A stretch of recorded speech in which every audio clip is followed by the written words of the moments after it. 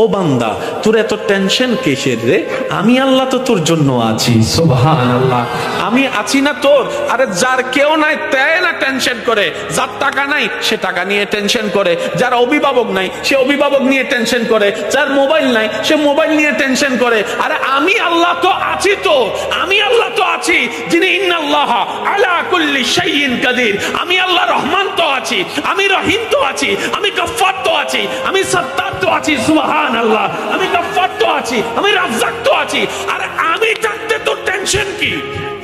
বান্দা বলে যে কথা তো ঠিক, যার নাই সে এনে টেনশন করে। আমার আল্লাহ যদি আমার থাকে, আমার তো টেনশন করার দরকার। তার মানে আমি এতদিন টেনশন করেছি, আসলে আমি আমার আল্লাহকে রাখতে জানি নাই।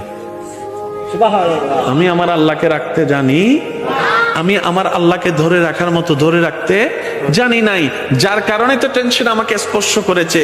সেজন্য দেখবেন আল্লাহ ওয়ালা যারা হয়, মাথার উপর ছাদ নাই কিন্তু টেনশন ছাড়া মুখে হাসি আছে, পেটের মধ্যে খাবার নাই মুখের মধ্যে কিন্তু টেনশন ছাড়া হাসি আছে, যার উজ্জ্বল দৃষ্টান্ত এই পৃথিবীকে চাক্ষুষ ভাবে দেখিয়ে দিয়েছেন কারবালার ময়দানে ইমাম আলী মাকাম ইমাম হুসাইন রাদিয়াল্লাহু তাআলা। সুবহানাল্লাহ, পরিবার সবাই শত্রুদের তীরের ভিতরে ছিল, তলোয়ারের ভিতরে ছিল, কাফেলার মধ্যে খাবার নাই কিন্তু মুখে কোনো টেনশন নাই, পানি নাই কিন্তু মুখে কোনো টেনশন নাই, পরিবার শহীদ হচ্ছে মুখে কোনো টেনশন নাই।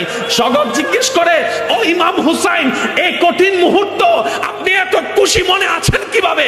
ইমাম হুসাইন উত্তর দেয়, আমার মাওলা তো আমার সাথে আছে, আমার টেনশন করার দরকার কি?